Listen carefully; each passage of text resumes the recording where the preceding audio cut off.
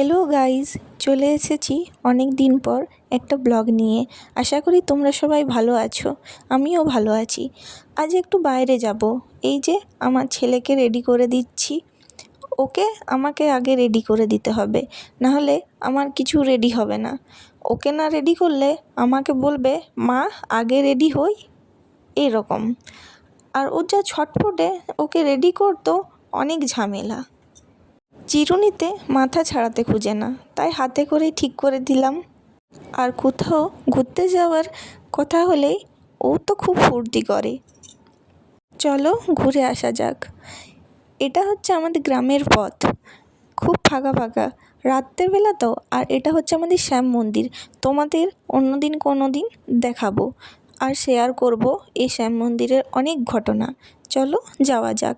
আর বিকেলে না বৃষ্টি হয়েছে, তাই অনেক ছোট ছোট পোকা উড়ছে।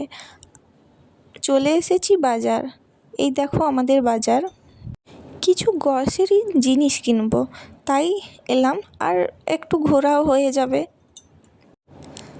আর আমার থেকে আমার ছেলের সব জিনিসটা আগে করব।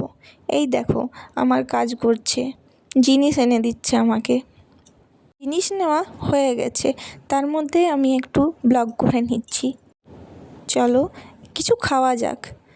চলে এসেছি মোমো দোকানে, এই যে মোমো খাচ্ছেন। নিজের জিনিস কিছু খাবে না, ও বড়দের জিনিস খাবে। এই দেখো ওর বাবাকে খাইয়ে দিল, আর খাচ্ছে দেখো, বলছে আবার খুব টেস্টি। আর আমরা দুজন দুটো পাপড়ি চাট নিয়ে নিলাম। ওকে আগে খাওয়াতে হবে, না হলে কাঁদতে আরম্ভ করে দেবে। আর তেমনি গরম, ওর বাবা বলছে তাড়াতাড়ি বাড়ি চলো। রাত্রেবেলায় আসলে খুব বৃষ্টি হচ্ছে তো, তার জন্য আর একটু খুব অসুবিধা হচ্ছে। আর কালো মেঘটা হয়ে এসেছে, তাই তাড়াতাড়ি ঘর চলে গেলেই হচ্ছে। বাচ্চা নিয়ে এসেছি তো, তাই একটু প্রবলেম। আর এসেই দেখো আমার বাবুর কাণ্ড, পুরো পাউডার নিয়ে শুয়ে আছে। কিছু বলতে গেলেই মা পাউডার পাউডার নিয়ে খেলা করছি। এই দেখো চারিদিকে পাউডার, আর ও শুয়ে আছে। কি করব বলো? তাহলে আজকের মতো টাটা।